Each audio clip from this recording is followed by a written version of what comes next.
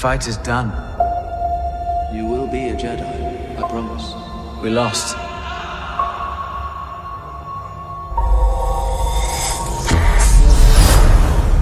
Stay hidden.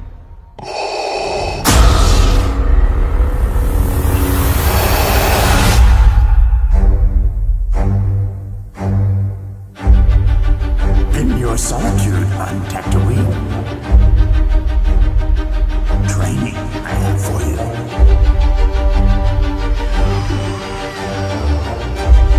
Obi-Wan, have you done as I asked? Have you trained the boy? Anakin has turned to the dark side. Palpatine is the Sith Lord. Anakin became his new apprentice. Jedi cannot help what they are. Their compassion leaves a trail. The Jedi code is like an itch. He cannot help it. Where is he? Kenobi!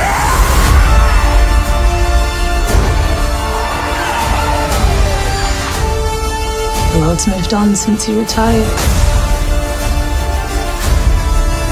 Tell me, is he the chosen one? Obi-Wan is here. The Force is with him. There's a thing that swallows you. It holds you together while it's tearing you apart, and it's terrifying.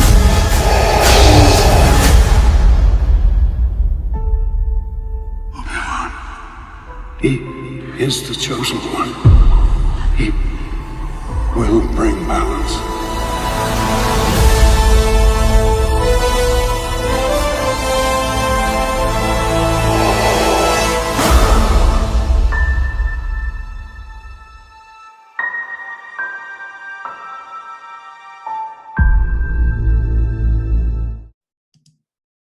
Dmitrious, are you on?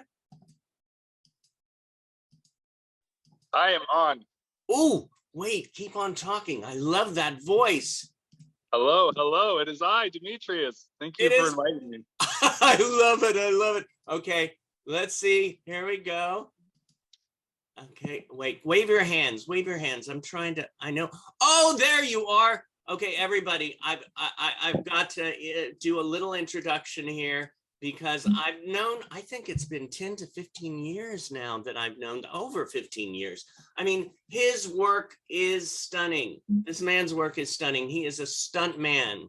He is an actor. He's worked for companies like Cirque du Soleil. He performs in the variety circus duo, the Bistrevsky brothers, with his brother Alex. And lately, he has added the role of Darth Vader to his credits. Yes, he has been in films like The Do-Over, New Warriors, Awaken, Nathan's Kingdom, and Captain Marvel. Here he is. Dmitrious Bistrevsky. Hello. Hello, everybody. Thank you for having me. Oh my God, thank you for being here. You know, I was just looking at the news. I was looking on Facebook, and I think it was your, you know how things pop up, and I saw that your brother had this post, and I went, I haven't, seen him in so long. And then it's like, you're just doing stuff. You're constantly doing stuff. And the thing is, you could see this man is gorgeous visually, but even more than that, his heart is just amazing. And, one thing I want to say, I mean, you have that beautiful last name, and you were born in the Ukraine. Yeah, Zaporozhye, Ukraine. And I'm, first of all, wanted to see how you are doing and how your family is doing. I am in a much better place now, but as you can imagine, it's been a rough couple months with everything. And it happened so suddenly. And I have relatives in Ukraine. I have three cousins and two aunts in Ukraine. Yeah. So when it immediately happened, to be completely honest, I broke down for about a week.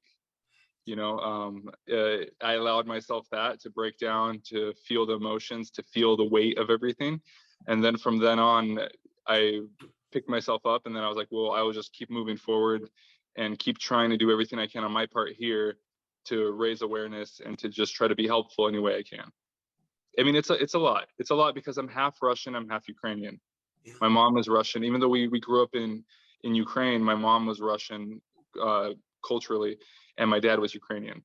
So I have both sides of it in me, and it's like two parts of myself are pulling apart and fighting each other at the seams. So it's hard because I can't hate Russians because I don't think hate is good.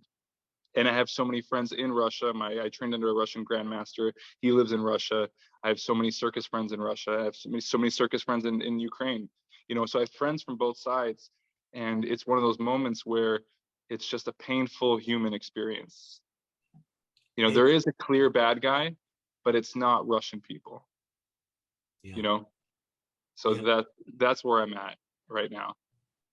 Well, we're sending our love, and just hearing this, I think it cuts deep too, because my family grew up during the time of Nazi Germany, and half of them aren't here anymore. Mm-hmm. So to see, I just don't feel a lot of times that I'm from this planet. And with the hate that is going around, but I have to remember I am here, and we're here to bring art and love through that art, and pray that helps change the world. Yeah, that's all you could do. All you could do is believe and know that individually you're doing a change. You're making a difference just by being a good human and staying kind and not be calloused. And I think that is enough, because that is already an impossible task in the current world that we live in. Yeah. Well, I have to say, you moved from Ukraine to Washington State? Yep, Washington State. When you were 2, and when did you know that you loved the circus? This happened in Los Angeles. The circus found me. I didn't find the circus. Was that Eric's circus, Eric Newton's? Yep. Ah! Yep. So it was I grew up in Spokane, Washington. We immigrated from Ukraine, at the time it was the Soviet Union, in '89. And we went to Tacoma, Washington, and we were in Tacoma for 5 years. And then my family moved to Spokane. And Spokane is where I grew up and where all my childhood was in Spokane. Right. And in Spokane, I started breakdancing, and I was coaching gymnastics, and I was training myself gymnastics. And then I was also doing local theater in the community college. So I was doing community theater. And I fell in love with both of those worlds. I fell in love with the physicality. I really like moving and training and like surpassing my limits. And I also enjoyed storytelling and being vulnerable on stage. I enjoyed both aspects of it. And I was looking for fusion between the two. And I was like, I know stunt work. Stunt work was the only thing I could think of. I wasn't bold enough to declare myself an actor at the time. Yeah. I didn't have enough faith in my abilities. I just started. So there's a lot of doubt. But I knew that I moved really well. And I was like, I know, I'll do stunt work. And I moved to LA with Alex, my younger brother. And he was pursuing screenwriting and I was pursuing stunt work. And we moved here without any money, without any connections, without knowing any people. Alex was the only person I knew in Los Angeles. And then he was in a study abroad program called LAFSC. And I met all of his friends in the study abroad program. That was my first introduction to anybody in Los Angeles. Yeah. And 3 weeks into living in Los Angeles, I got recruited into circus school by Stephanie Abrams, the director of the Once Kinetic Theory. Yeah. And that's where Eric Newton taught. So she tapped me on the shoulder and she said, hey, I'm a director of a circus school. We're actually doing a show right now. I'm looking for strong men in our circus program to help lift people and everything. Have you ever considered doing circus? And circus was something I had never heard of. I mean, I had only encountered circus maybe once or twice in my adulthood up to that point, and it was Ringling Brothers when they passed through Spokane. That was my only introduction. So I didn't know anything about circus. Right. And I thought it had to do with animals, and I wasn't sure how I felt about that, about imprisoned animals. And I was just interested. She gave me her card, and I was like, okay, cool, thank you. And I put it in my card, and it was one of those weird Hollywood interactions, where you just meet people. And I didn't think anything of it, and the card just lived in my wallet. And then I was training in Santa Monica, and I met two girls, circus girls, who were doing handstands. And at that time, I had come from breakdancing, so I was good at freezes, and I really enjoyed handstands. And I could do maybe like a 25, 30-second handstand with bad form. And they're like, let's take a handstand picture together. And then they're like, I know, you should come train at the school where we're training at. We have a teacher, a handstand teacher, hand balancer, and he's teaching us. And I was like, I need a teacher. I have been teaching myself because it's breakdancing. So I'm just watching YouTube videos and practicing. And I was like, oh yeah, I'd love to. He's like, oh, I think I have a card somewhere. And they pull out a card out of the purse, and it was the same exact card. So I had these two cards, the one out of my wallet and the one out of their purse. And I was like, it's destiny. I love that. And I called the next day, and Stephanie Abrams was very kind to train me for free. Wow. So she, at the time I had just moved to LA, so I was super struggling, and I had only come to Los Angeles with like, I think it was like $1,000 or something like that. And 600 went to rent, and that was it. And I had no plan. I didn't know anybody. And I had a job lined up coaching gymnastics at Los Angeles School of Gymnastics, and that was it. And then from there, I just met people and started the grind of Los Angeles. Wow. Yeah, so when she introduced circus and I started training it, I fell in love with it. I was so mesmerized. I've never seen people so physically talented, and everything that they were doing was impossible. And then I saw this, and then I started training acrobatics and hand balancing. And I did trapeze with Eric Newton, and I trained rope, and I trained clown. I was training so many different things. And I really fell in love with the acrobatics and the hand balancing. That was like the closest thing to breakdancing. But also when I was introduced to the troupe and to the circus community, I realized what I was missing was the crew feeling of being part of a breakdance crew, being part of a family, you know, where everyone trains together and they're working on common goals, and we do holidays together and everything else. I was missing that, and I couldn't find that in Los Angeles because it's a very individualistic city. You know, everyone's out for themselves. Right. And when I found that in the circus, I was like, this is what I'm looking for. You found your family. Yeah, I found my family. So Alex and I trained there for 2 years or a year and a half. And since we both were struggling, we were both the janitors of the school. And then I taught some of the recreational classes. And then Alex was the receptionist. And we worked there. We were at the studio like 10 to 14 hours a day, because we would open and we would close. And we shared one vehicle. We shared a scooter that we rode tandem together. Yeah. And that was the journey. And that's how we got into circus. Mm-hmm. And then in the beginning, circus was something that I did to replace breakdancing, because breakdancing is what I loved, but also breakdancing was what was breaking my body. I was getting injured a lot doing breakdancing, just because I didn't know how to do things the right way, and I wasn't always properly warming up, and I was kind of banging my body against the floor on like a hard floor. Nice. So circus taught me how to take care of my body. It taught me how to stretch, how to do rehab, how to properly condition for skills, you know, how to do things the right way. And then later on, I auditioned for a big circus school in Canada. And I trained with the circus grandmaster for 4 months, who trained me outside of the school, like Mr. Miyagi style. Yeah. And then when I met like really hardcore circus artists, some of the best in the world, some of the best hand balancers were all going to the circus school, I was so inspired, and I fell in love with the artistry and the storytelling and the performance, the vulnerability of really having the theatrical experience and the physicality. And that's what I was really looking for, was not stunt work. I was looking for circus. So when I found it, I fell in love. And I trained both. I trained stunts, and I trained circus, and I trained acting. You know, acting, since I didn't have a lot of money, acting was on the back burner, and I just took classes when I could. Right. But circus was something, once I had the foundation, was something I could train by myself. And the stunt, I met a lot of people in different gyms, and I trained stunts. And then there was a moment where I picked and choose jobs, where I had to choose between circus and stunts. And I would do one until I got burnt out of it. As you know how the industry is, it's not always glorifying. Yeah. You know, sometimes it's hard, and sometimes it could be brutal.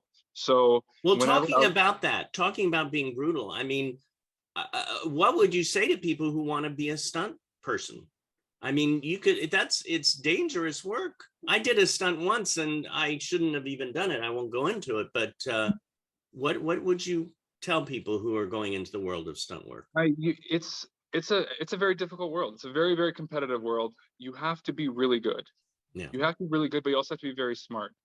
So I think the biggest pitfall people have in the beginning is thinking that they can just throw themselves around, when the end game is always longevity. You know, people have this window from like 20 to 30, where a lot of the skills that you acquire is in this window from 20 to 30, and a lot of your biggest gags, biggest wrecks happen in that time. And then after that, a lot of people have to start slowing down and being careful, you know, with taking care of their body, getting proper massages, sports massage, rehab, preventative exercise. There's a lot that goes into it, so you don't hurt your body, because it's your vessel and it's your way of income. So you have to be very cognitive of your body, and then you have to be very diverse. What really helps with stunts is to have a background. Everyone usually comes in with some kind of background: gymnastics, circus, breakdancing, martial arts, horseback riding, driving. Everyone usually comes from some kind of world. And it's okay if you don't, but you just have a harder time in the journey in the beginning to acquire these skills. Because in stunts, we have all expected abilities, which means that you get hired and you should know what you're doing. Whether it's doing a high fall, or whether it's fighting, or whether it's doing guns or anything like that, you should know what you're doing. What was your scariest moment as a stuntman? I did a high fall, and for a TV show called The Player. Yeah. No, I transitioned from stunts to suit acting, so I don't do stunts anymore. Oh. But I was working on The Player, and I was doubling an actor. I forgot his name. And it was one of those things where you rehearse a scenario. So, we're doing a specific high fall, but then when you go on set, there's extra factors that you don't think about during rehearsals. So I rehearsed it in training clothes and everything else. And it's a high fall. I'm getting thrown off a balcony in a club scene. Yeah. Right. As part of a fight. So I'm fighting this guy, and we did a couple of rehearsals, and then you show up and you get put into costume. And suddenly costume is you're wearing leather pants and you're wearing a trench coat, and suddenly you lose 75% of your flexibility. Right, with the tight leather. Yep. And then you're handed an axe, because the character holds an axe. So you're handed an axe, and then you also have a mask, so you have no peripheral vision. So now you have an axe, a mask, you're in leather pants, and you still have to dive through a small space from the height of a balcony, top of a balcony, and the ceiling. You have this much space you have to dive through, right? So then we do the stunt, we're fighting, and then we both dive through, and then we look at it, and it looks too perfect. It looks too pretty. It has to look more gritty. It has to look more gnarly. So now we're like, what if we make it dirtier? Okay, what if you guys jump together through the balcony while you're wrestling midair, while you have your axe, while you have your helmet, while you have your trench coat, while you have your leather pants, and you're falling into boxes. And you have to know that we're falling from this height, that if we don't separate when we land, you could break a bone, because it only takes 30 pounds of pressure to break a joint. And if he lands on my shoulder, or I land on his elbow, I could break his arm, and he could dislocate my shoulder. There's a lot of factors. So we have to do our entire performance. We have to get midair, launch, jump through the window. Midair, we have to separate, so we both have our individual paths to land on. Yeah. And then we have to then remember what we did, overlap it in another scene where we're jumping off a high ledge onto a table that breaks, and then we continue the scene. So as I was prepping myself to jump out this ledge, knowing all the factors, and I was about to jump, I told myself, when I finish this, I'm going to go on an international trip somewhere, because I've earned it. So that's in the back of my mind, was this reward. So I ended up booking a trip to London and visiting one of my friends who was studying abroad in London, and I went for 3 weeks. But that was my carrot at the end, as I was like, okay, and you have to remain calm. That's the hardest part, is that you're facing these life and death situations at times, and you have to remain calm. And you have to think in real time. You can't let the anxiety take over. You can't let the fear take over, right? Because then you'll make a bad decision. You'll be rigid, and you won't be in the moment. And you have to be completely fluid in the moment, and that comes from the training. Right. So you do if you don't have the training in the moment, it happens so fast that you don't know what to do, and then you get injured. So we have to be cognitive enough to do our fight scene that we did from before, to overlap it, to both jump and wrestle in the air. And when we did the jump, we both ended up having to do a side flip through the side. That was the way we dove through. So he did a side flip off his right side, and I did a side flip off my left side. And it just happened that I knew how to side flip off my left side, and he knew how to side flip off his right side. So it just happened perfectly, where everything lined up. But if it was another tall person, they might not be able to know how to side flip. Now I've got to rent this show to watch that one moment. It's called The Player. It was a really, really rewarding moment as a stunt performer back when I was doing stunts, because I got to fight Wesley Snipes. And that was a huge deal. And Wesley Snipes is a legend. My friend Angela. You know Angela Rockwood? I'm not sure. I'm pretty bad with names. Angela's good friends with Wesley, so it's so interesting, the connection. Oh, Wesley is an amazing person. He's an amazing person, and a very, very talented actor. Yeah. Not a very talented theatrical actor, and a legitimate martial artist. Like a legitimate martial artist. And when I was fighting him, I usually, when I fight as a big guy, I have to slow down. So Yeah. you play a big guy role. So we move slower to make hits look more powerful and everything else. With Wesley, I had to fight at full speed.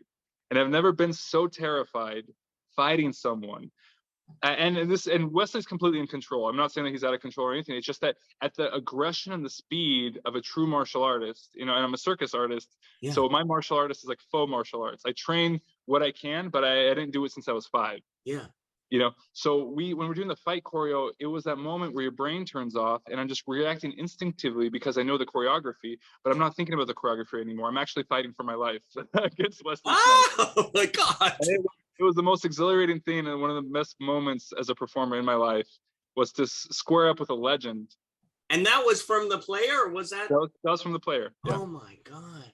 Yeah, the player, I think it got canceled halfway through the season, the first Right. season, but it was a really fun show to work on. And it was a lot of cool stuff. And Wesley Snipes was amazing. Oh my God. Well, I know I'm listening to you and saying, I could just talk to you for hours. You have these amazing stories. There are a few names I wanted to throw out to you. And first of all, I'm going to throw out this one name and whatever comes to your mind. Alex. Alex, I instantly think of my brother, Alex Bistrevsky. Right. Yeah. Alex has been my shield and my adventure buddy for the last like 15 years, but we've been in LA together for 12. And him and I, we came from a smaller town, and it was crazy to say that you're moving to Los Angeles to pursue acting or stunts or writing or anything. And we had talked about it before, maybe a year before we left. And he was like, I'm like, are we going to do this? He's like, yeah, we're going to do this. I'm like, okay, then we have to do this together.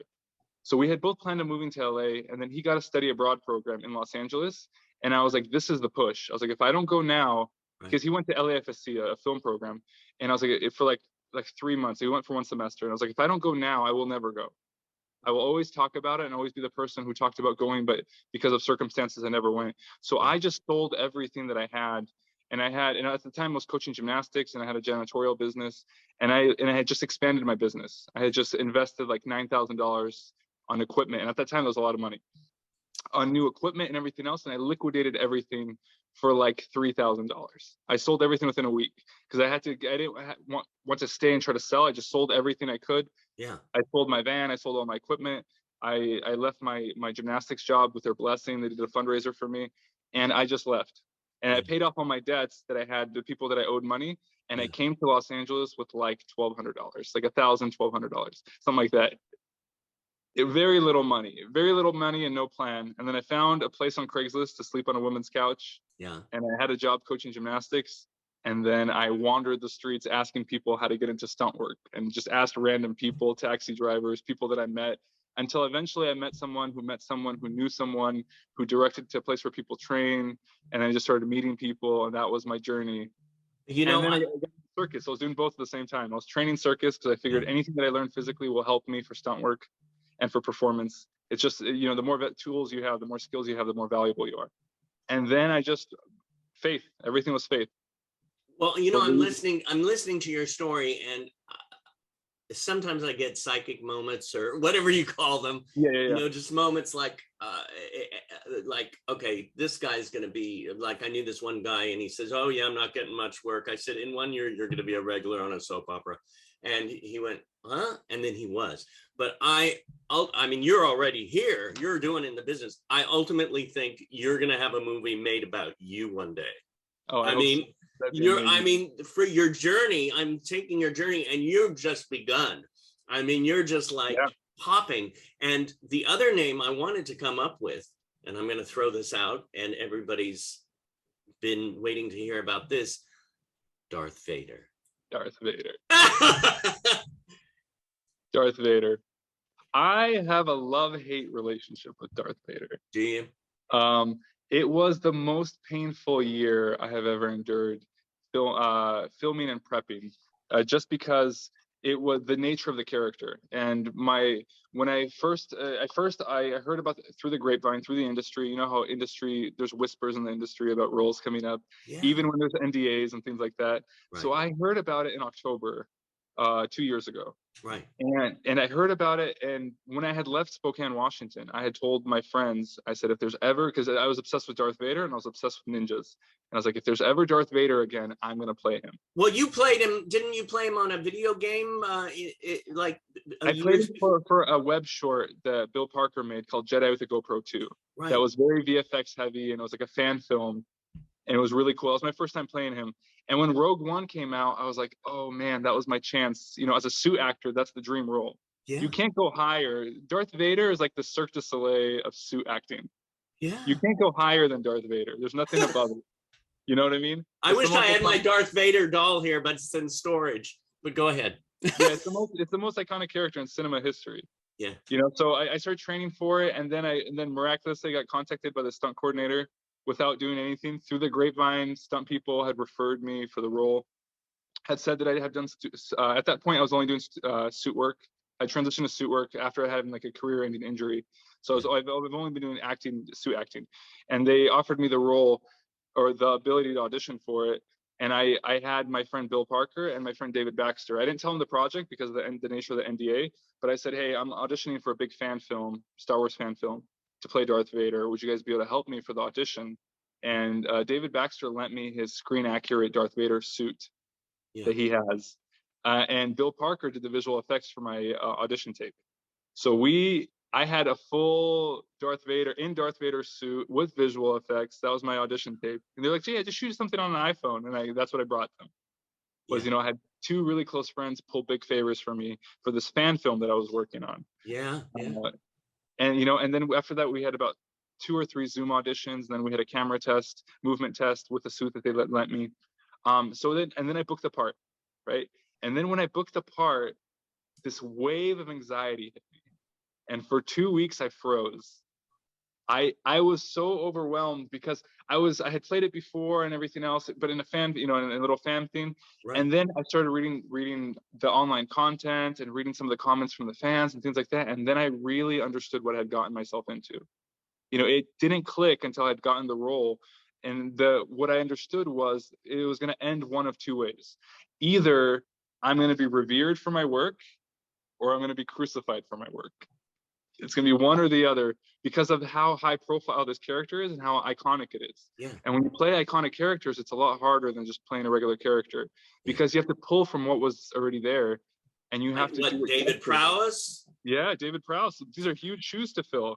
He's a legend, you know. Yeah. And I couldn't disappoint the fans. I couldn't disappoint the icon and the gravity of the character. And I had to approach it the right way. So I froze. I froze for 2 weeks. I just was overwhelmed with the content. I started reading the books. I started reading the graphic novels. I started listening to audiobooks. I was just consuming everything. The more I learned, the more I understood how little I knew about the character and how everything up to this point was like a caricature of the character. I was just doing the iconic things that people had recognized that the character does, but I didn't understand the character. And I froze and I freaked out, and I contacted my friend David Baxter about this fan film that I'm working on.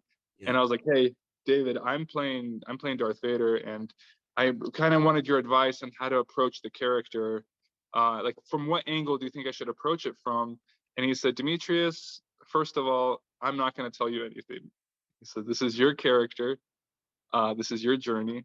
You have to discover him yourself. He's like, if I tell you anything, I'm going to influence you, and it's going to be wrong. It won't be your true character. He's like, but what I will give you is I'll give you my blessing, and I'll describe to you what Star Wars was to me as a 13-year-old, because I was introduced to Star Wars as a teenager, and because I was an immigrant, I didn't experience that whole cultural phenomenon that other people had. Right. You know, right. It was something that I had found later that other people was like an old archive that I'd found that people were talking about, but I didn't really experience it the way everyone else had experienced it. It wasn't part of my cultural upbringing. Darth Vader wasn't, and Star Wars wasn't. So this was a new universe that I wasn't as familiar with. And he said, when I was 13 was when I watched the first movie. And he said, what made the movie revolutionary was because before that, there were no sci-fi movies to this level. Yeah. You know, and sci-fi was kind of cheesy beforehand. And also because VFX and the certain techniques they used to film it, they were revolutionary at that time. They had never done these dogfights in space. They had never done these crazy adventure stories. So he said it's that aspect. It's also the martial arts teacher, grandmaster, student, disciple hierarchy was really big in the martial arts cinema and in Eastern culture. So it's that aspect, and then the touch on mysticism, because at that time culturally everything was super conservative, and this was the first introduction to this great mysticism that any religion could get behind, because it was a clear good versus evil, light versus dark. So it didn't matter what your Hold on religion one was. second. Hold on one second. Okay, it's my mama. Hi, Mom. Mama. Mwah. All righty, you go and give me a hug. 1 second. Yeah, take your time. Mama a This hug. is important. We've got 70 people there. It's okay. I love you. Okay. Thank you for that. I am. I had to interrupt there because I'm leaving in about 2 hours to fly to LA, and Mom is leaving now to an appointment she has. So she wanted to say, send me good wishes and love. That's So, important. yeah. Family is important. Family is everything. Thank you. Yeah. Yes. So, as I was saying, it was the first introduction to mysticism, at a very cultural level, of this deep-rooted thing that people have always talked about, but it was explained in a very simple way through the Force and through the good versus evil and this journey. So it's this journey of adventure, this hero's journey that in the story, the VFX, and then of course the lightsabers. He was saying when people are fighting with the swords, he was terrified as a 13-year-old, thinking that the sword is going to cut through the spaceship and everything. So he explained this feeling, this mood. And what I understood from this conversation with him was that I was thinking approaching the character the wrong way. I was thinking about what has been introduced, and I wanted to copy what David Prowse did. And that wasn't my journey. My journey was to understand the character, was to truly understand the character at a deep level and understand the transformation between Anakin Skywalker into Darth Vader. So the fall of the hero, of the ultimate hero. So in this time, what I realized, what my true approach was studying tyrants in history. So I went back, and my approach was I started studying history, and I studied Hitler, I studied Caligula, I studied Attila the Hun, I studied a bunch of Roman emperors, the worst people in history, because I was like, what I'm about to create is the darkest, the most bad character in the universe, right? But he's worse than all of these tyrants on Earth combined, and then some. Wow. So that's where I started with my approach, and that's where the journey became very dark, because I was very in a dark headspace for a long period of the time, studying suffering, the worst in humanity, and then also understanding how this person, the chosen one, this iconic character, how someone who believes in love to a fault, who believes in doing the best, who's a prodigy, how can he fall and turn into the darkest thing on the galaxy? And then what I realized was I had to learn who Anakin was. I had to learn who tyrants were and conquerors and why they did what they did. I had to understand them at a human level, and I had to understand Anakin at a human level, so I could bridge the two and understand the transformation. And so I broke it down. Everything that I knew, I threw out. I studied the lore because it's very important for me to understand the lore and doing proper, prep work for a character. But then really what it came down to was understanding what it means to lose everything. What it means to go from being Anakin Skywalker, I'm going to say the best acrobat. So for me, from thinking from a circus level, and I had a career-ending injury where I had to take like almost 5 years off. Like I picked and choose my jobs because I had a severe knee injury, and I had to retire, and I refused to. So I understood what it meant to be an acrobat who was broken. So I could see it from Anakin's point of view of what it means to be a Jedi who has all these powers, who could flip, who could move, who could dance, who's this whirlwind with swords, and then be constricted in this robot body and can't move and can't breathe and lose everything. And the only thing he's holding on to is his love for Padme and his hate and betrayal of his old master and the Jedi Order, right? So those are his two drives. Was, for me, the way I played the character was the ultimate thing was Padme. It was all for love. He did everything for love, right? So if I could get dark enough, if I could get strong enough in the dark side, I could revive Padme. And if I could, I've got to jump in there for a second. I mean, this, I've got to tell everybody out there, this is how to get into a character. I mean, the way you're just hearing you, I'm learning and you're teaching us by this. Though, and this is the question about, you said, get into the dark side. You are going so deep into the dark side that you could get lost. You could get, how do you deal that? How did you protect yourself? So I had one, the character is in an obsidian suit. So I had this other, my old jewelry, I'm not wearing it now, but the whole time I was wearing these 2 obsidian stones, which, obsidian is psychic protection. And it was also iconic with the character. And then I had a movement coach that I was working with, Olga Sokolova. And Olga and I are both very spiritual. We both meditate. We both are introduced heavily with Eastern practices. We both understand the poetry of the universe, or God, or the force, whatever you want to call it, that it is real and that it exists, and that, there's 2 sides to it. So the plan always was that she would pull me out. That if I go too far, she would pull me back. And that allowed me, having this safety net, allowed me to dive 1,000% in. And I was like, it doesn't matter. I'm going to go as far as I possibly can because I have a lifeline that will pull me out. And that's really what gave me the confidence to go. And I went as far as you possibly could go. I mean, I went to the brink of insanity. I went as far as I could into the character. Part of my training was for 5 months, I meditated into rage every day. I meditate a lot, and you could do anything with meditation. It's just a focal point. And what I would do is I would meditate to the point where my body would tremble, and I would be fuming, and I would almost explode, and I would calm myself out of it. And I did this every single day. And in the beginning, that calming down took an hour. It took me an hour to get my hands to stop trembling and to have my heart to beat at a normal level. And then towards the end, I got it down to a few minutes where I could go into rage and come out of it. And the whole point was to have tools on set, one, so I wasn't turbulent, because I didn't want to explode. In my journey of developing the character, I ended up exploding on both my housemates, both on Alex, and I have another housemate. And I ended up exploding on a homeless person, and I exploded on a producer in the show. So I was in a very turbulent place, because I was constantly in darkness, constantly in rage, and constantly in isolation. Those were the factors that I had to brew to find the character. And the beauty out of it was that I found the character, that I truly found the character, and it was the authentic character. And halfway through filming, I stopped acting and I started channeling.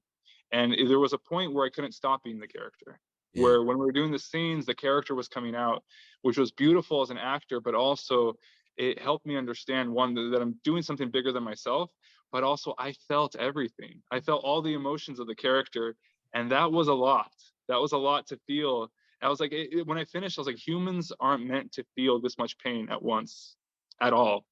We weren't, but we finished shooting, and everyone was super excited, and I was wrecked. I was wrecked for 2 weeks. I couldn't get out of bed. And then I was also having life things happen. Both my parents got COVID and almost died. There's a lot of things happening also parallel. And I went on like a 3-month spirit journey to shake the negativity off and the darkness before I even smiled again. You know what I mean? I was like in such a dark place. I retraced my whole childhood. I reconnected with every mentor I had. I started teaching children again. I taught free workshops everywhere that I traveled. I went to Mexico solely to teach free workshops to circus artists who are impoverished. I was doing everything I possibly could to revive myself from playing the character, because the darkness took such a toll on me. And I didn't realize that when I finished, I wouldn't shake the character. I thought that it would take take it off like a sweater, and I couldn't. It was in me. And because I developed so much self-control through the meditation and the practice, I wasn't blowing up on people, but I felt the battle inside of me, inside my chest all the time. I felt the impulses to do bad things and to resist it. And that inner conflict was destroying me. And when we got to reshoots, I didn't even want to do reshoots. I had just started feeling good like 2 weeks before they approached me about reshoots, and I was like, hey, let's just have Tom, my stunt double, do it. So have him do it. I was like, I don't want to do it. Yeah. And then they convinced me to do it, and that was a good thing that they did, because that's when I made peace with the character. Wow. Finally, there was this moment, and this moment was crazy, because we had the fitting where we tried on the suit again to see how much my body had changed in, what was it, like 5 months or however long it was, 4 months since we had finished filming. And when I put on the suit, I felt that conflict, and I had just resolved it. I had just started feeling good again, and I was terrified. And this was for like Well, I only had the suit on for like 10, 15 minutes. And I was terrified because everything of the character came back instantly the moment I put the suit back on. And I was like, ooh, I don't know if I could do this again. And then we got to reshoots and I put on the character. When we put on the suit, within minutes, I felt the storm brewing inside my chest, exploding of just all the rage, everything. The character just comes back instantly. And I was like, ooh, okay. And I felt it, but this time I didn't fight it. I just let it happen and I didn't react to it. And I just witnessed what was happening. The storm was brewing and it was spinning faster. And it was like in my solar plex. And it was getting bigger and bigger and bigger. And I could feel this just turbulence of anger and rage and darkness all coming within me. And then there was a voice in my head. It was my own voice. And I heard it very clear. And it said, I'm a monster. And then I smiled because I knew that it was true. And because I liked how it felt. And the storm went, shoo, and then it became extremely quiet and peaceful. And then I could go in and out of the character without fighting him. Because I became the character. You found that door. Separate of the character. Yeah, I found the door and we became friends instead of fighting each other. Do you know what's so... You know what's so amazing with that is when you're saying that, you know, I expected the story to go, your friend came to help you, but the friend was you. Inside of you. You saved yourself. I'm like, this is intense and amazing, this story. It was a crazy journey. It really was. It was like a masterclass on insanity. Like I went way further than people should go. And if I didn't have the safety, and I almost didn't come out of it. That's the crazy thing. Well, I mean, it reminds me of Heath Ledger. Yeah. I mean, thank God you're here. Yeah, I understand. I mean, to be completely honest, in October when we finished filming in September. In October, I was borderline suicidal. I was so far because I was like, I don't know if I'll ever smile again. I survived a whole year without serotonin. I've just been in the darkest place of my life for a year, you know. And when I finished, nothing brought happiness at all. Nothing. Everything that I tried didn't work. That was the crazy thing. Everything I tried didn't work. All of my tools, all my meditation, all my spiritual practices, all my dancing, all my movement, nothing was helping. And what did? In the end, the whole journey itself helped. The whole journey was 3 months of going on a spirit journey. I reconnected with breakdancing. It was something that I had done 10 years ago. And I reconnected with my old dance crew. I entered a dance battle. I started breakdancing again. As a way to channel my emotions into something, so I could channel all my aggression into something. Yeah. I continued training sword and I continued doing my character walks because they were both meditative practices for me at this point. And the sword gave me a way to channel all my aggression into something without hurting anybody. Yeah. So I took the sword, which I trained as my character development. And from there, I took it as a circus discipline. I continued training it, but more as a dance and more as an art form instead of something destructive. I took something destructive and turned something beautiful out of it. I planted flowers in my sword, you know. So that's what saved me. And then I broke my hand. I broke my hand, which seems like a bad thing, but in my meditation practice, I could actually speed up my healing through meditation. But go ahead. But it takes like an immense amount of focus. It takes like 10 hours a day of just staring at my hand, sending energy, visualizing the light, making the muscles relax, going through light exercises. It takes all of my energy to do it. So I broke my hand right before I was heading out to Mexico to teach handstand workshops. And then I couldn't teach handstand workshops because I had a broken hand and I barely speak Spanish. So I ended up teaching meditation workshops. And then I spent my whole time in Mexico healing my hand. And I healed it. When I broke it, I broke it at an audition, punching something. And it was a boxer's fracture, and I went to the ER and they said I needed 1 or 2 pins in it and I needed surgery immediately. And I said, I don't have time. I'm going to Mexico tomorrow. I was in New Mexico and I had to fly back to LA and then fly to Mexico. And I was like, I leave to Mexico tomorrow. I'm like, I don't have time to do surgery or do anything. They're like, well, when you come back, you're going to have to re-break it and then get surgery on it. And I was like, okay, we'll see. And in that time, in 4 weeks, I completely healed my hand without surgery, without having to get pins, having it reattached perfectly, without losing my juggling ability or my sword or my handstands through meditation. But it took 10 hours a day, 12 hours a day of just staring at my hand, channeling all my awareness into my hand, telling my body to heal itself. And in that process, because I was so focused on one task, it was the perfect reset. I stopped thinking about how unhappy I was and how I wasn't smiling and the darkness. I was just thinking about healing my hand. And when my hand was healed, I was finally better, and I started dancing more with the sword and everything else. And then reshoots came up, and then I was like, oh no, I don't want to do this again. But then we made it's interesting how, I pictured your hand healing and then it spread throughout your body. That's where my mind went. I mean, that's kind of what it was. It gave me the perfect distraction. It gave me something to focus all my attention towards that wasn't the reality I was currently in, which was in this very negative headspace. Do you have a color that you use? Do you use color for your meditation? Like, do you picture? I only use white light because it makes the most sense. But because my brain is introduced to both worlds, the East and the West. Right. The way I saw it was that we have a reservoir of stem cells in our fat cells and in our bone marrow.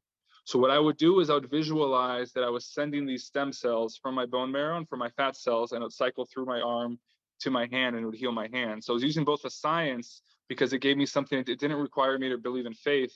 I believed in science. And I also understood that your mind is a spaceship. You're the pilot of this rocket ship. So your mind controls your body. You just need to know how to do it. It's like we have a supercomputer that's running Windows 95, right? And it's always freezing, and it's got, it's this old, outdated system, and that's our ego operating things. And when you turn that off and you know how to go through the back door and approach it through MS-DOS and write through the code, you could do anything with a supercomputer. But the problem is that we're limited to Windows 95, which is our mentality, the operating system of our mind. So I knew that my mind could fix my body, and I had healed other injuries before through meditation. So I visualized that. I visualized feeling better. I visualized myself fighting with sword. I visualized myself doing handstands, visualized white light coming to my hand, and then I visualized the stem cells healing me. I love that. I love that. What an amazing story. I mean, it's interesting, as an interviewer, you have these questions and you go with the flow, and I just, your story just is amazing. And I look forward to getting your book and your audiobook one of these days on your life story. But of course, that'll be down the road because you have so much more. I have questions and questions and questions, and I could talk about, you were on Jimmy Kimmel with Chewbacca, playing Chewbacca. Yeah. You were in The Mandalorian. I'm reading. I did the Star Wars short film. Yeah. When I started playing this character, there was this feeling inside of me that I was destined to play this character. Well, there was this feeling where I was like, this is what I'm supposed to be doing. And everything were just these breadcrumbs, Easter eggs for the fans that the universe had set up, that I ended up hugging Harrison Ford while he was still alive as Chewbacca. And then I played Darth Vader in this fan film with my good friend Bill, and Bill and David Baxter are my two close friends who then later on helped me with my audition, and then it helped me find the character for my fan film, and that was the crazy thing was having all of these, and then leaving Spokane telling people that I'm going to play Darth Vader 12 years ago, which was just a boast. Talk about manifesting. Talk about manifesting. Yeah, it's one of those moments. And then when I played the character and I understood as I was playing the character, and as I was going, because playing the character was very dark. It was very, very dark, and it tore me up. And one of the saving graces was that on set, everyone was super cool. Like we had the best set experience ever. And we all knew that we were doing something bigger than ourselves. We're telling this big grand story. We all role played our Star Wars fantasies, so I was force choking random people and PAs and extras, and we all had like this really amazing experience. And having all these people who were true, authentic fans being excited, and we were excited the whole time we were filming, even when we were tired, even on our 14-hour days. That's really what kept me going, because mentally I was in such a dark place. And that's what allowed me to remind myself that, hey, I'm doing this for the fans. I'm doing this for the fans. I'm doing this for the fans. And I knew at that point that no one else was going to show up as hard as I can. I'm at the point where I could train at a circus level, at a very manic 10 hours a day, go until you collapse level. And very few people could reach that level of commitment unless they've experienced that discipline in ballet or something else, So I knew that no one was going to approach as hard as I was going to. And I knew how dark Deborah wanted the character. And I was all for it, because I usually play dark characters. I play dark characters all the time. It was the first time being in a dark character, in a dark headspace for a year. Wow. Normally I could pick it up for 3 weeks and then I could bounce away from it and juggle and feel better. This was just one where I wanted to go as far as I could, because this character is an icon.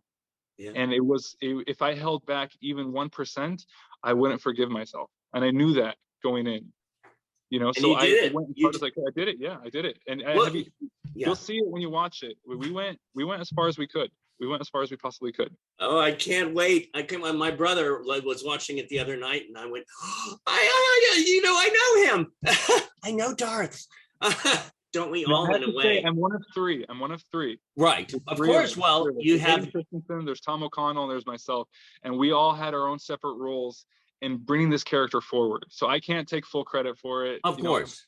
It was But a huge team effort. It's a universe. It's like in the film, it was David Prowse and of course the voice. Yeah. You know? It took a whole village. It was the one character on set that was a massive team effort. I had a movement coach, I had Olga Sokolova, and Olga would give me notes because we had done so much prep work together. We spent 3 months training. Yeah. We developed a whole Rolodex of tools to make us as directable as possible. So we had, my first homework assignment was a specific walk where he floats when he walks. And I trained that 3 hours a day since I got the prompt till even after we finished shooting. I did that all the way up to reshoots because it was part of my meditation practice to help me recover. So I continued doing it. Well, and you had a combination of stuff. You had your meditation to keep you together and sane and all that, but you also had your movement from what you've been doing in the circus and all that you do. I want to get a few questions in because, but I do want to mention, so many films, and our own Jacob Lentz is one of the actors here who was the lead in Nathan's Kingdom, and you were in Nathan's Kingdom. That was, talk about poetry. It's crazy is that once you start looking back and you're like, the probability of all of this happening individually and then coming together in the big picture is like near impossible. The probability of everything happening the way my life has happened up to this point. So it makes me believe in this grand poetry of the force and the universe. Yeah, it was amazing. Jacob was phenomenal. It was my first time working with a special needs actor, and he was amazing. He totally smashed that role. He's amazing. I work with him all the time, and he I tell you, he's gonna get another film it's great. But when I saw that you did that with him, and then again, diversity, you were, I could keep on going with the Kinderfanger, yeah. About a hard of hearing, a deaf teacher searching. You're very into diversity, and again, that diversity, I just see love going through it. And even though it's interesting, the balance of us that we have to go through to get, as artists, to get to the truth. Yeah. And the truth is the most important thing. Is if you don't get to the truth, you're not authentic in your performance. You lose the thing that you're supposed to do. Is like, we're seeking the truth, and if we tell the truth, then we have done our jobs. What is your biggest joy? My biggest joy is self-improvement, to be completely honest. Even in circus and performance, I've reached a point where the applause doesn't mean as much as it used to. I'm now accustomed to the applause, and I'm accustomed to the good treatment on set and being in the professional world. So for me, really the biggest thing is looking back a year in the past and being like, wow, I grew so much in that year. These are the new skills I've acquired. This is the journey that I've overcome. And really that self-improvement is what drives me. And even in circus, I like the training more than I like the performance. Right. I really like just fine-tuning my craft, fine-tuning my machine, and knowing that every day I'm taking a step forward. I trained under a circus grandmaster, Master Alexander Arnatov. I always want to make him proud. And I always think about all my mentors. I had so many mentors to get to where I am now. And each one is rooting for me. And each one is rooting for me. The kids that I coached in gymnastics, 15 years ago, they're rooting for me. The people I breakdanced with, they're rooting for me. The circus people are rooting for me. The janitors are rooting for me. Everyone, my brother's rooting for me. My family's rooting for me. And that's the thing, is knowing that you have this whole team of people who want you to succeed, and you want to deliver as well. And that's for me, is that self-improvement and that delivery. Yeah. What do you want the most? That's gorgeous. Again, I think we could hang out here for 24 hours and keep talking. Yeah. I can't wait to take one of your meditation classes too, one of these days. What do you want the most at this moment in your life? Well, I have achieved everything that I've ever wanted. You know what I mean? Like every goal that I had set out to do. And I opened up a manifestation journal that I wrote like my first year in Los Angeles. And I have literally achieved every single thing that I wrote out. And when I was writing it, you know, I had just was introduced to manifestation. So I wrote the craziest things I could think of. I was like, you know, they say dream big, so dream big. So I wrote, I want to work for Disney. I want to work in a Marvel film. I want to work in a Marvel TV show. I want to work for Cirque du Soleil. I want to work for Seven Fingers, which is the biggest, there's a massive circus company that I love. I'm like, I want to be on Broadway. And they were all crazy. And then I literally achieved every one of them without realizing it. And it all happened through luck and through synchronicities and through preparation and determination. But I looked back and I was like, oh my God, I literally did everything that I said I was going to do. So for me now, a big thing is while I was injured, I had a really dark period for about 5 years. While I had a career-ending injury and I transitioned from stunts into suit acting. And in that journey, I had a knee injury that wasn't supposed to be rehabable. It was supposed to be forever, and I would never be able to run again or do acrobatics or martial arts. And I was supposed to have immediate surgery for it, and I chose to rehab it naturally. And I chose Eastern medicine, and I chose meditation, and really understanding my body and understanding stretching and meditation and how to connect the mind with the body. In that process, I developed some really interesting things. And I'm going to Japan to work on a show, on a Broadway show, the Broadway musical Pippin in Japan. I leave in 5 weeks. So right now I'm on a crazy circus training journey to get back into circus shape and to see all my old friends in Japan and to experience the country completely closed off, because it's still closed because of COVID. So I'm one of the few people who's allowed to be in the country, which is very magical. Yeah. And also in that process, I'm supposed to be working with a Japanese sports doctor to try to prove medically and scientifically that I'm doing things with meditation that can heal your body. And not only that I'm doing it, that anyone could do it through very extreme training. It's not easy at all. It's not easy at all. And it's harder than any of my circus stuff. And my circus stuff's already hard. You know, so it's almost impossible. But the fact that there's a 1% or 0.001% chance that it is possible, I think should be documented so that it could expand the way people look at medicine and understand that we only know so much. You know, we only know so little. And a lot of the Eastern medicine that we have written off as, you know, superstition or whatever actually has a lot of truth in it. It's just in the moment that they wrote it was 5,000 years ago. And at that time, they didn't have an understanding of the body, and they couldn't understand it with body processes. And like anything else, everything that you didn't understand became God or magic. You know, if there's a solar eclipse and you don't understand it's a solar eclipse, it's God is mad at you. You know, the sun is mad at you, whatever it is. Whatever we didn't understand, we filled in the blanks with God or magic. You know, and now we have the opportunity to come back and be like, hey, it could live in both worlds. It could be God and magic, and it could also be scientific, and it could be accessible to anybody. You know, if we just use the right words to understand these phenomena, these experiences that we're feeling, and understand now that with the knowledge of the quantum world and the quantum universe, that anything is really possible. Anything is really possible, you know? And that's the thing is before it was magic, and now it's the quantum world, you know? Now it's string theory, you know? It could be any of these things, but now we have the words to describe it because our minds have evolved far enough to seek the answers far enough to figure out that we don't know anything.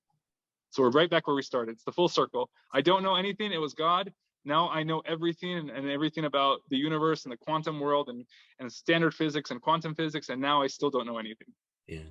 You know, and that's beautiful.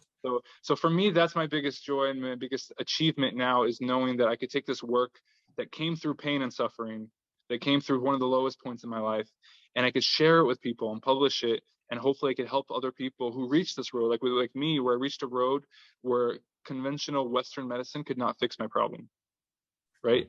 And that's what allowed me to dive into Eastern medicine, into philosophy, into everything else, into the unexplained, into this magical universe that we live in. And that's what made me come from being agnostic to fully believing in the universe and in magic and in the synchronicities and the poetry that is the universe, the force. Oh, love that. Hey, we have time for 3 questions from the audience. And before the first one I want to bring on is someone we mentioned before, who you worked with, Mr. Jacob Lentz. Amazing. There he is. So you guys were on the set together? Jacob? Oh no, we lost my best friend. Jacob, are you there? Can you hear? Oh no, the sound is out. Oh no. Let's see. Having my troubles. Yes, we were on the set. Tell me, how was it doing that film, Dmitrious?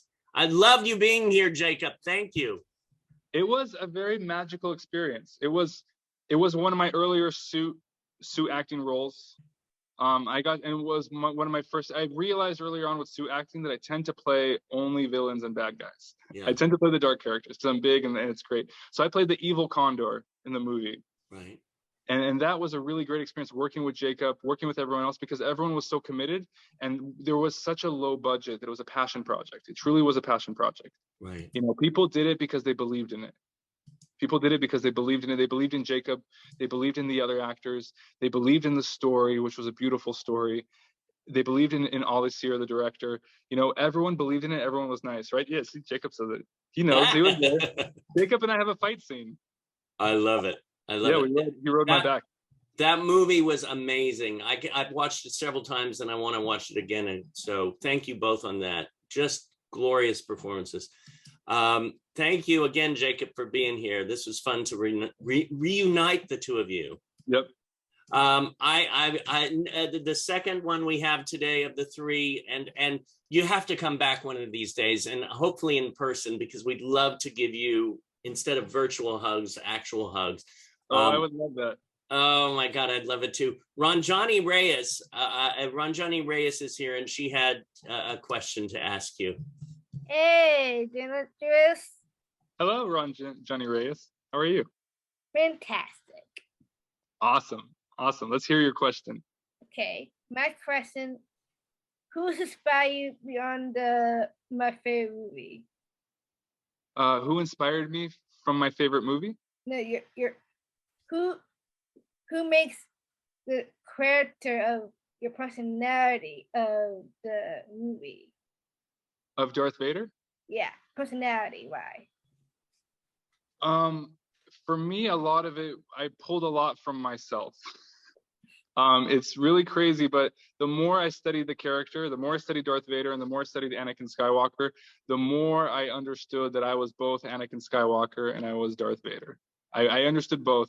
I've also went through many different journeys in my own life, Okay. and one of them was I had handstand students, beginner students, and I had a falling out with my students because I exploded on them, because I was going through a hard time and I lashed out on my students, and it was a very bad thing to do as a teacher, and it destroyed the whole dynamic of the whole group, and I stopped teaching because of it, because I saw the darkness within myself, and I realized that what I did was extremely wrong. And not only was it wrong, it was a taboo of a teacher betraying their students because of my own ego and my own experience and my own things going in my personal life.